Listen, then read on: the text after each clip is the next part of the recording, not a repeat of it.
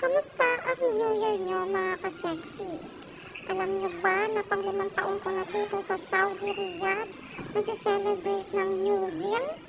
Pero kahit ganun pa man, okay lang. Katulad nito, aware pa rin sila sa tradisyon ng mga Pilipino. Kaya yun nagsasabi sa inyo dyan na pag sinabing Saudi, takot mag-abroad, subukan nyo mag-abroad dito sa Saudi.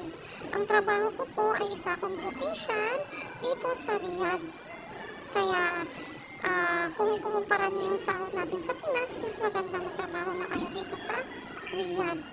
Hindi po nakakatakot dito sa Saudi. Susundin nyo lang po yung batas nila. Kaya pumunta na kayo dito. Tignan nyo, may regalo kami pabango.